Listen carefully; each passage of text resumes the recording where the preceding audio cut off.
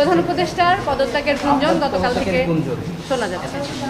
আমি বিষয়টা এভাবে বলি যে কালকে আমাদের মিটিংয়ের পরে অনেকক্ষণ আমরা আলোচনা করেছি, কারণ আসলে আমরা দায়িত্ব নেওয়ার পর থেকেই আমাদের 3টা মোটা দাগের দায়িত্ব এবং 3টাই কঠিন কঠিন দায়িত্ব। একটা দায়িত্ব হচ্ছে সংস্কার, একটা দায়িত্ব হচ্ছে বিচার, একটা দায়িত্ব হচ্ছে ইলেকশন। শুধুমাত্র ইলেকশন করবার জন্য তো আমরা দায়িত্বটা নিইনি, যেহেতু আরও 2টা দায়িত্ব আছে, আমরা সেগুলো আসলে পালন করতে পারছি কিনা। কারণ আমরা দায়িত্ব নেওয়ার পর থেকে যার যত রকম দাবি আছে সব দাবি নিয়ে তারা রাস্তায় বসে যাচ্ছে, রাস্তা আটকে দিচ্ছে, একদম ঢাকা শহর অচল হয়ে পড়ছে। সেই অচল অবস্থা নিরসনে আমরা কিছু করতে পারছি কিনা। তো এইগুলো আলোচনা করে যেটা আমরা চিন্তা করলাম যে আমাদের এই দায়িত্বটা কিন্তু জাতীয় দায়িত্ব, এবং আমরা তো আগে থেকেই বলছি যে আমরা ক্ষমতা নেইনি, দায়িত্বে আছি। এই দায়িত্বটা পালন করা তখনই আমাদের পক্ষে সম্ভব হবে যখন আমরা সকলের সহযোগিতা পাবো। প্রত্যাশার বিষয়টা এক, আর দায়িত্বটা আসলে পালন করতে পারার বিষয়টা এক। প্রত্যাশা অনেকই থাকতে পারে, কিন্তু আমার তো একটা এনাবলিং এনভায়রনমেন্ট থাকতে হবে এই প্রত্যাশাটা পূরণ করার জন্য। তো আমরা চিন্তা করেছি যে আসলে আমরা পারছি কিনা।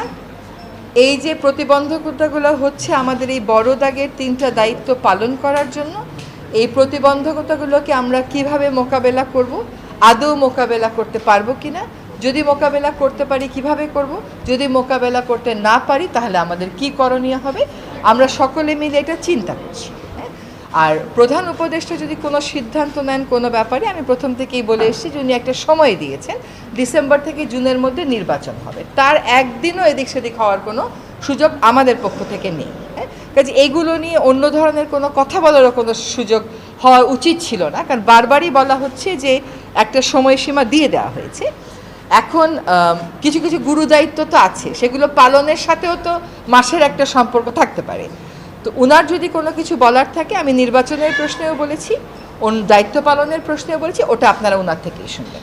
ম্যাস পিপলকে কি ইনফরমেশন দিবে না পা? আপনি অনেক ডিটেইলে বললেন। না, ম্যাস পিপলকে একই ইনফরমেশন যে আমরা যদি আমাদের দায়িত্ব পালন করতে পারি তাহলেই আমাদের দায়িত্বে থাকাটা প্রাসঙ্গিক। যদি দায়িত্ব পালন করতে না পারি, আমাদের যার যার নিজস্ব অনেক কাজ আছে, তাহলে দায়িত্ব পালন করাটা আর প্রাসঙ্গিক থাকলো কিনা। আমরা দায়িত্ব পালন অনেক প্রতিকূল পরিস্থিতির মধ্য দিয়ে তো অনেক দূর এগিয়েছি। আমরা রিফর্ম কমিশনগুলো তাদের রিপোর্ট দিয়েছে, সেই রিপোর্টের উপরে রাজনৈতিক ঐক্য গড়ার প্রক্রিয়াটা শুরু হয়েছে, সকল রাজনৈতিক দল সেখানে পার্টিসিপেট করছে। এটা কি পারা না? এটা তো পারা। আমরা একটা নির্বাচনের সময়সীমা বলে দিয়েছি যে ডিসেম্বর থেকে জুনের মধ্যে অবশ্যই হবে, সেটাও একটা পারা। আরেকটা হচ্ছে বিচার ট্রাইব্যুনাল একটা